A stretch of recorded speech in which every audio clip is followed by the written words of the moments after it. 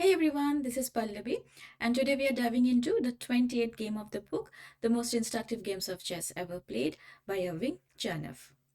The name of the game is Problem Like Finale, and it was played between Jan Foltys and Harry Golombek in London in 1947, and the opening played was Sicilian Defense. This game is a great lesson in positional chess, centralization, weak dark squares, a strong knight on e5, and a bishop trapped by its own pawns. It's also a game you will want to replay more than once.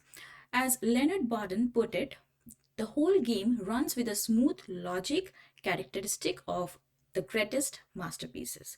So without further ado, let's begin.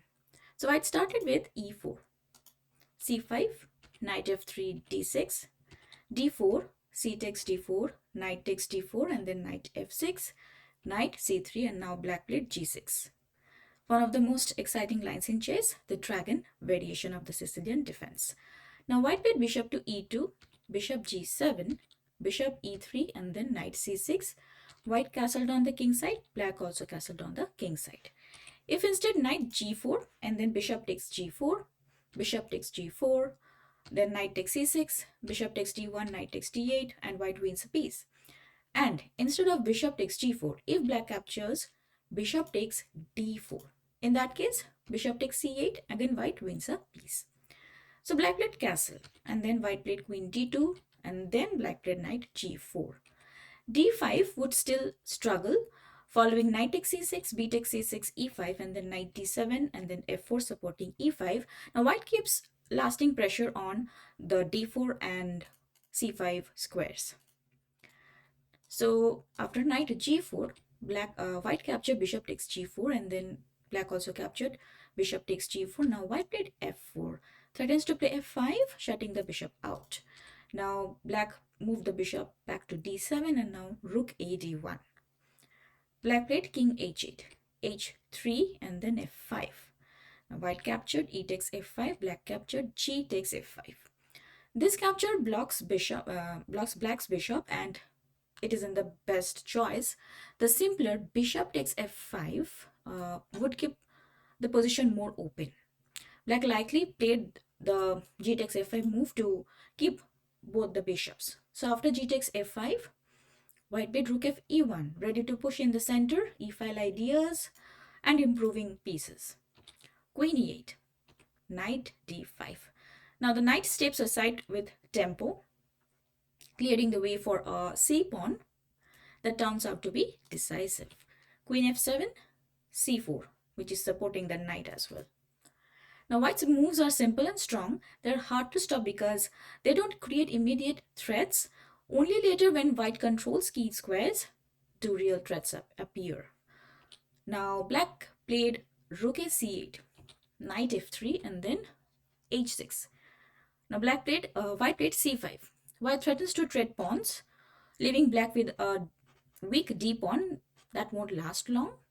Worse, still black has no comfortable alternative. e6. This move further restricts black's queen bishop. If black instead plays d takes c5, in that case bishop takes c5 and then rook f e8. Knight takes e7, knight takes e7, bishop takes e7, and then rook takes e7. Rook takes rook, queen takes d7. Now white simplifies the position, wins a pawn, and goes into a winning endgame. So black played e6, and then white moved the knight back to c3, and then d5. D takes c5 fails to queen takes d7. As a result, black's queen bishop is now badly trapped by pawns on light squares. So after d5, now white played knight b5. Idea, knight d6 and fork. Black moved the rook away to b8, b4. Bishop f6, knight d6, queen g7, and now white played a good move, which is b5. White keeps improving his position and drives back black's best placed pieces. Knight d8. The knight has to retreat. The tempting bishop c3 fails because Queen takes c3, queen takes c3, b takes c6. White threatens to trap the queen with bishop d4 check, double attack. Black can try queen a5. In that case, pawn takes c takes d7, and then leaves white with three pieces for the queen. With the strong follow-up knight e5 coming, white should win easily. So after b5, black played knight to d8, and now white played bishop d4. Black played knight f7, bishop takes f6, and then queen takes f6. With black's king bishop gone, white takes firm control of the dark squares. Now white played knight takes f7 check, queen takes f7, and then knight e5. The first reward, a strong knight outpost on a dark square. Queen g7, and now white played queen d4. Guess what the threat is? Knight to g6 check and winning the exchange. And also knight takes d7, now removing a piece and then winning a rook.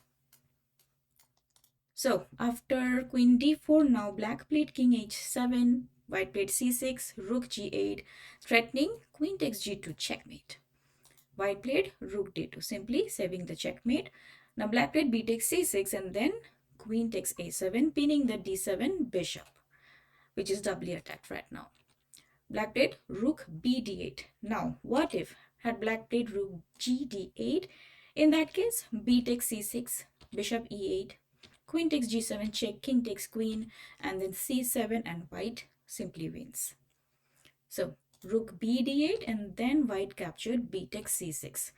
Bishop was under attack, so bishop moved to c8, queen takes g7 check, king takes g7, and then rook b1, bishop to a6. The bishop is finally active, but it's far too late. Rook b6, attacking the bishop. Now the rook goes to a8. Let's say if bishop had gone to c4, in that case knight takes c4, d takes c4, rook takes d8, rook takes d8, and then c7. Rook c8, rook c6, white wins a pawn. So rook a8, supporting the bishop, and then white played rook d b2, king f6. Now guess what white had played? A very good move. Rook takes a6. The bishop falls and a nice combination begins. Rook takes a6, rook b7. Now what is white threatening? White is threatening rook f7 checkmate with the support of the knight. Now black played rook g7. White pushed the pawn to c7, rook a8, stopping the pawn from queening, rook b8, rook g8, and then rook takes a8. Now here black resigned, because let's say black captured the rook. With the rook, rook takes a8, and then knight d7 check, king e7, knight b8, and the pawn promotes to a queen. So that's it. After rook takes a8, black resigned. So let's take a look at what we learned from this game. Number one, fight for the center. The center controls the board and helps all your pieces. Number two, gain space slowly. Having more space makes it harder for your opponent to move freely. Number three, make your pieces active. Active pieces are stronger than pieces that are stuck or blocked. Number four, improve your position first. Don't rush an attack. Get your pieces ready before doing anything aggressive. Number five, use strong squares for knights. A knight on a safe square can be very hard to remove. Number six, stop your opponent's best pieces. If one of your opponent's pieces is doing nothing, you are already better. Number seven, play patiently. Good chess often means waiting and making small improvements. And last one is number eight, tactics come later. Good tactics usually appear after you build a good position. Thank you for watching. I hope you learned something from this game as well.